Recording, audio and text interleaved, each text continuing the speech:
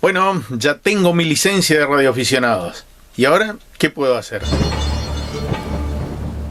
Bueno, en principio como radioaficionado tengo una obligación. Dentro de las obligaciones está el acatar la reglamentación. Cuando uno toma el curso de radioaficionados, uno hace un curso tan rápido, a veces en 2 o 3 meses, dependiendo la institución donde lo realiza, los tiempos que hay, el tiempo que uno tuvo para dedicarle realmente a esta cuestión de aprender. Y bueno, muchas veces quedan muchísimas dudas. Y ahí uno puede llegar a tener dudas de la parte técnica, por ejemplo. Puede llegar a tener dudas de la parte de telegrafía, puede llegar a tener dudas en general, pero no puede tener dudas de que el contexto en el que se tiene que manejar el radioaficionado es dentro de la reglamentación vigente y bueno, estamos hablando de aplicable a Argentina. El lunes 30 de octubre del 2017 se llegó a la siguiente resolución de la ENACOM, del Ente Nacional de Comunicaciones, y es algo que está en la página de la ENACOM, que ustedes lo estuvieron estudiando y demás, que lo tuvieron que rendir para ser radioaficionados, pero que seguramente alguna que otra cosita quedó en el tintero. Y entonces la idea de esto es repasar un poquito algunas cosas que por ahí pueden llegar a ser muy interesantes para tener en cuenta. Dentro de la Reglamentación General de Radioaficionados hay una tabla de contenidos dividida en capítulos, donde el capítulo número 1 corresponde a las disposiciones generales, el capítulo 2 corresponde a las facultades de autoridad de aplicación, el capítulo 3 a todo lo referente a radioclubes, instituciones autorizadas, instituciones reconocidas, etcétera. El capítulo número 4, que es radioaficionados, categoría y requisitos, las potencias máximas, los radioescuchas y demás. Hay un montón, el capítulo número 6 de radioaficionados extranjeros, hay un montón de cuestiones para tener en cuenta. Así que es menester de cada radioaficionado dedicarle un tiempo y leer a conciencia el reglamento de los radioaficionados que competen a cada país, y en este caso el de la República Argentina. Me voy a detener, o sea, hay mucho para leer, ¿no? Pero me voy a detener en una definición que me parece muy interesante, que está en la página 5 de estas 42 páginas de la reglamentación, que debemos tener conocimiento todos los radioaficionados, en el 1.4.30, la definición del radioaficionado. Persona debidamente autorizada que se interesa en la radiotecnia con carácter exclusivamente personal y sin fines de lucro, y que realiza actividades de instrucción, de intercomunicación y estudios técnicos. En el presente reglamento se asimila el término radioaficionado al que internacionalmente se conoce como aficionado, conforme al Reglamento de Radiocomunicaciones edición 2016 de la UIT, o sea, Unión Internacional de Telecomunicaciones. Fíjense que define perfectamente lo que es un radioaficionado. Y en principio indica que es una actividad que involucra la intercomunicación, los estudios técnicos y demás, ¿no? O sea, básicamente esto no es una licencia que nos permita trabajar ni nada por el estilo. Esto es de radioaficionados exclusivamente. Hay un montón de actividades que se pueden hacer y todos estos están incluidos dentro de la reglamentación, y es dable que cada uno de ustedes lo tiene que leer en definitiva. Entonces hay un montón de actividades, todas las actividades están reglamentadas por la reglamentación en general. En el 1.4.37 vamos a ver que dice: servicio de radioaficionado, servicio de radiocomunicación que tiene por objeto la instrucción individual, la intercomunicación y los estudios técnicos efectuados por radioaficionados. Es importante a tener en cuenta para que sepamos qué es un radioaficionado. Cuando se nos pregunte, vos sos radioaficionado, ¿y qué es exactamente un radioaficionado? Está perfectamente definido desde el punto de vista de la reglamentación.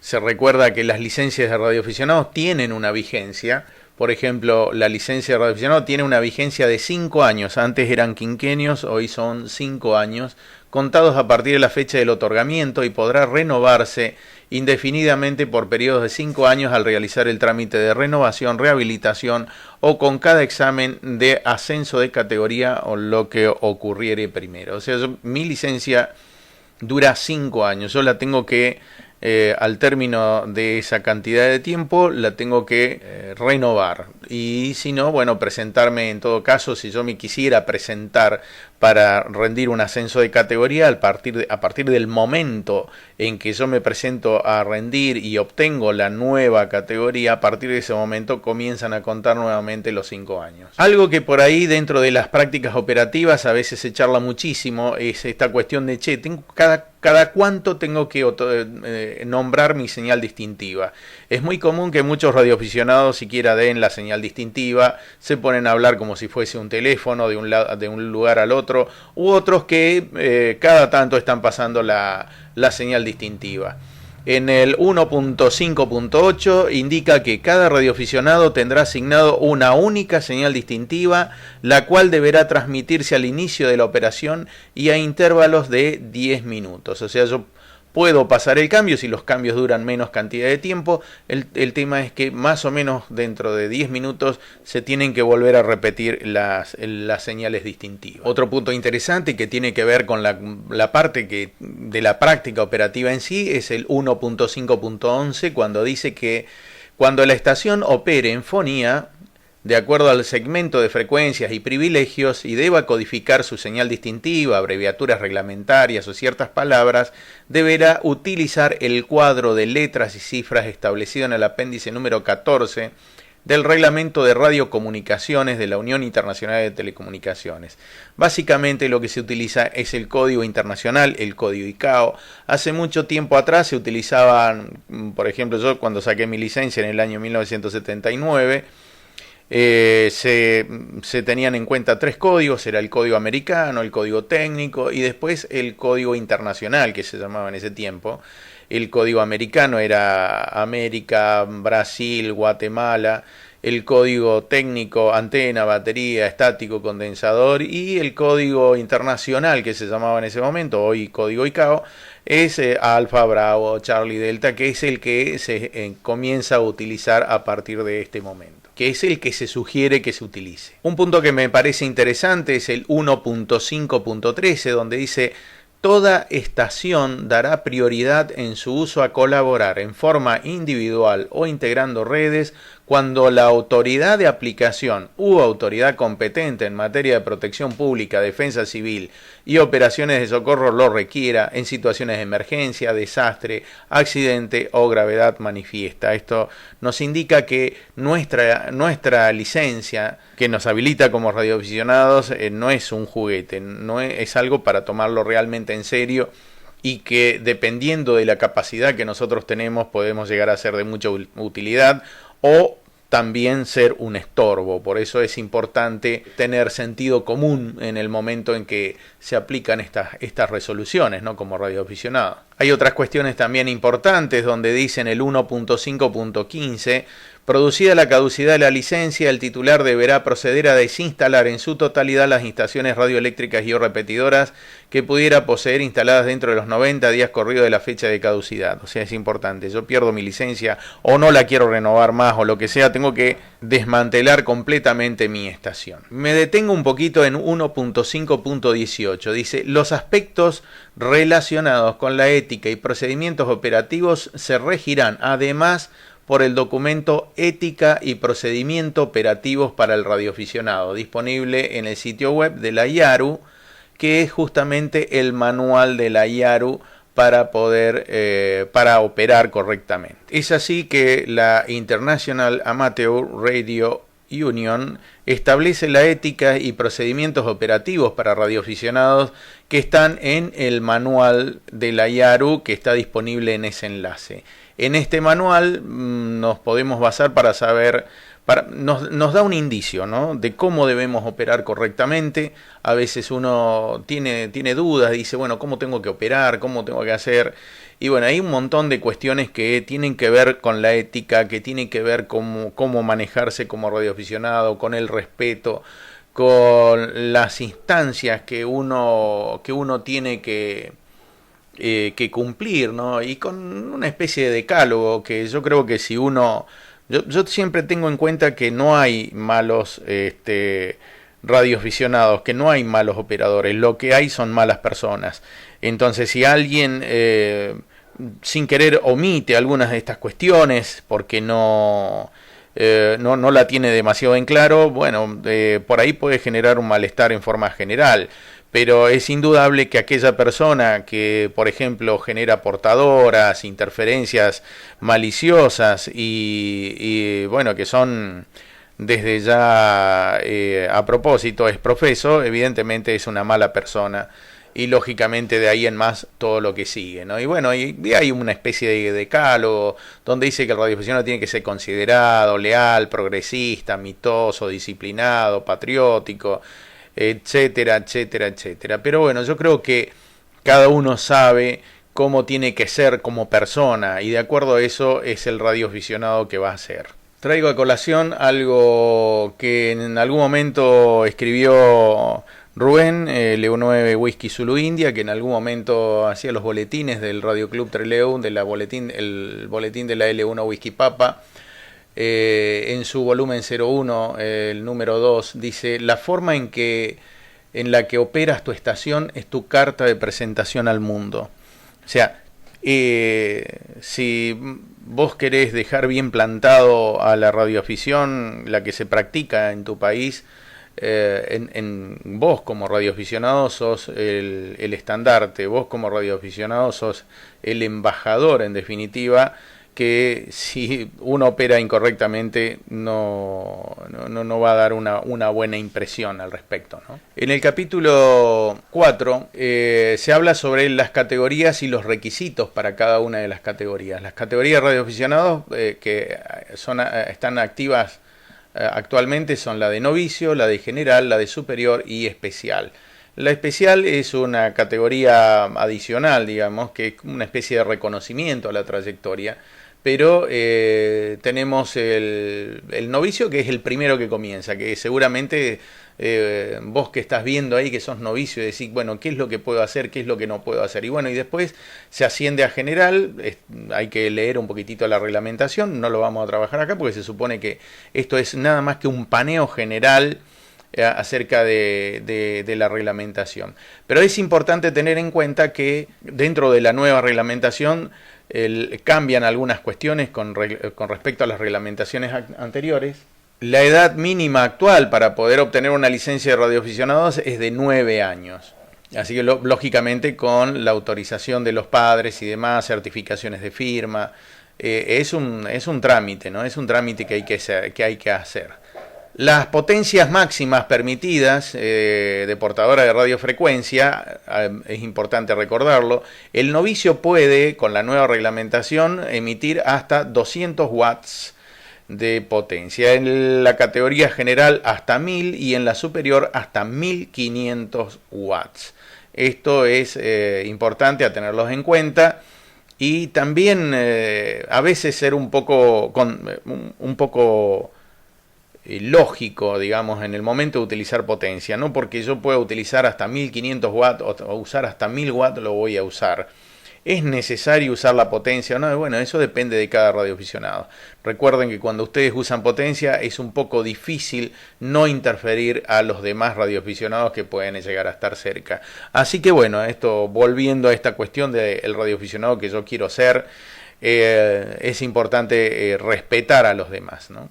Es importante para el radioaficionado que tenga en cuenta esta división con la letra que corresponde a cada una de las partes de nuestro país.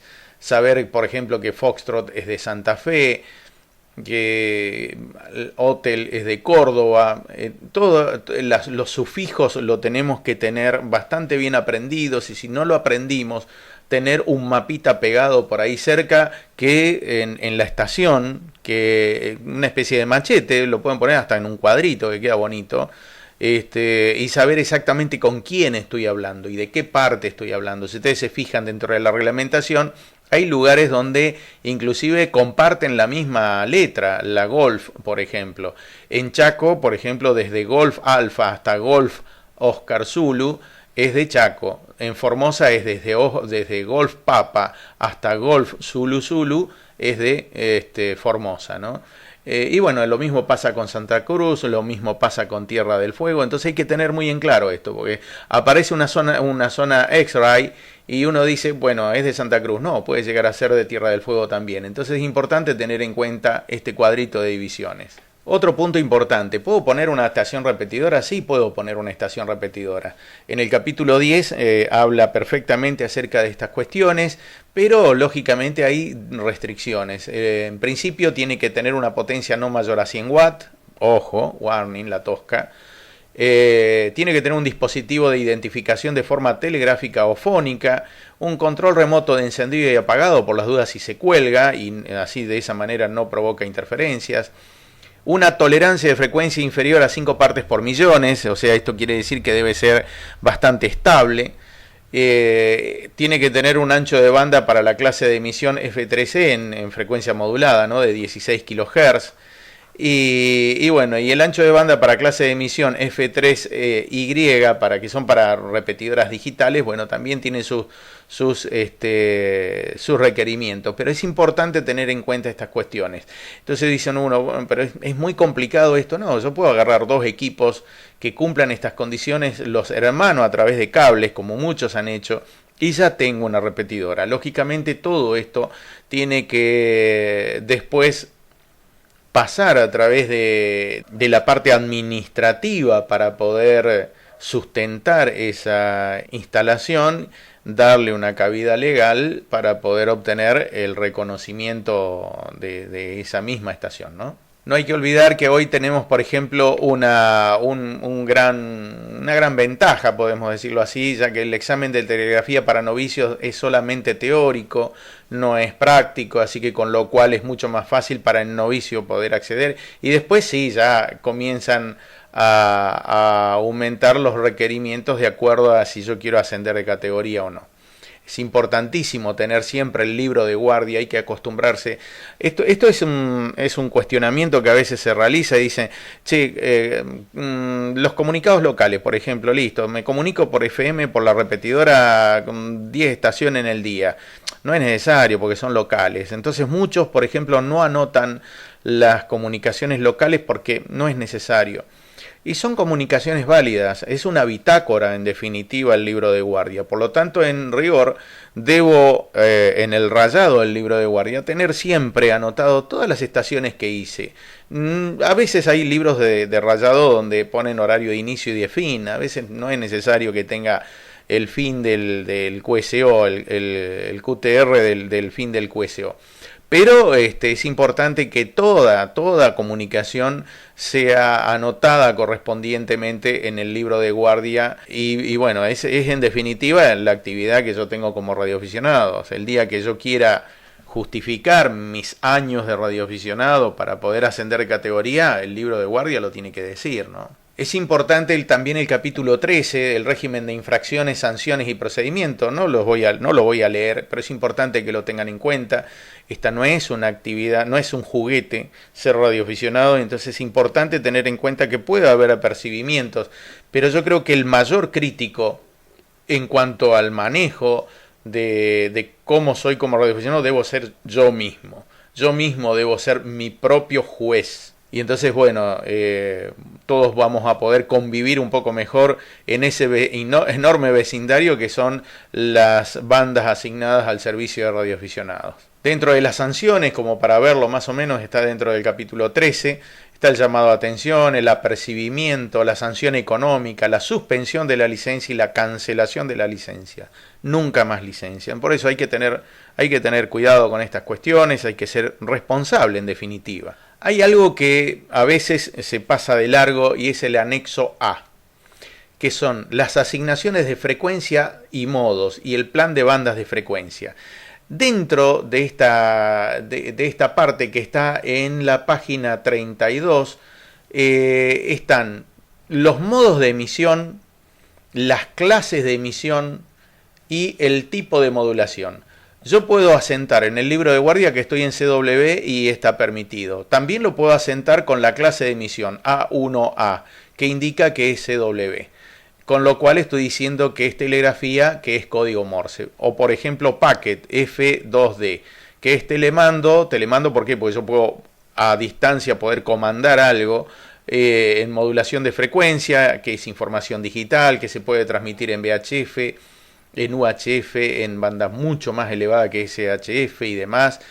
Después tengo otros modos de packet también, el J2D, el APRS, el RTTY, la FM, el fax y demás. Bueno, tengo que aprender qué es cada uno de este tipo de modulaciones. ¿Por qué? Porque después vamos a pasar a lo siguiente, al plan de bandas de frecuencia, edición 2016 del Servicio de Radioaficionados, en este caso de la nueva reglamentación.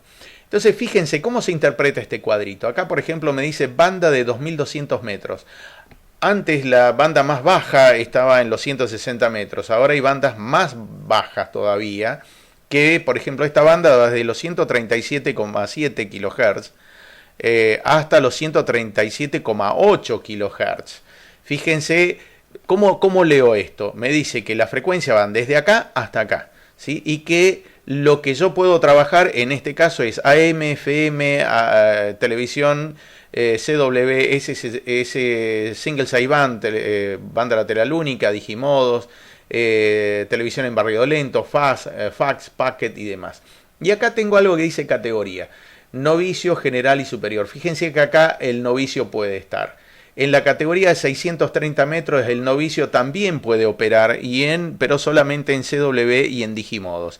Y es una banda, en la banda de 630 metros, que va desde los 472 kHz a los 479 kHz. Siempre es importante tener en cuenta las notas que están al pie. Acá dice que las emisiones no deben superar una potencia de 5 watts y una anchura de banda de 500 Hz. Es importante tener en cuenta esto. Y ahora la banda de 160 metros, tan conocida, que va desde los 1800 kHz o 1,8 MHz hasta los 2 MHz. ¿Y yo puedo estar en cualquier lugar? Sí, puedo trabajar en cualquier lugar. Fíjense, como novicio, vamos a trabajar con el novicio, puede hacer toda la banda de 160 metros. Pero siempre hay que tener en cuenta las salvedades, las notas. Por ejemplo, acá habla de la anchura de banda máxima del sistema de digimodo, que debe ser menor o igual a 3 kHz, o sea, normalmente banda lateral única. Hay que tener en cuenta esta cuestión que todas las frecuencias por debajo de los 10 MHz son en banda lateral inferior y las que son superiores a los 10 MHz en banda lateral superior. Hay que tener en cuenta esto también, que el centro de actividad SSB, o sea, banda lateral única, QRP, está en 1910 kHz. O sea, acá tengo que abstenerme de tratar de usar esta frecuencia. ¿Por qué? Porque puede haber alguien en QRP que está intentando comunicarse. Modalidad QRP es modalidad de baja potencia. La modalidad QRP, recordemos que 5 watts en CW y 10 watts en banda lateral única. En PHON, en definitiva. Después está la banda de 80 metros. La banda de 80 metros, el radioaficionado lo tiene ahora desde 3500 hasta 4000. ¿Sí? La banda de 80 metros es hasta 4000, o sea, hasta 4 MHz. Antes era hasta 3750 kHz nada más. Pero fíjense que depende. Yo digo, bueno, voy a trabajar en digimodos. Listo, me meto en digimodos por acá. No. Digimodos puedo, por ejemplo, acá, en esta porción, de 3570 a 3580.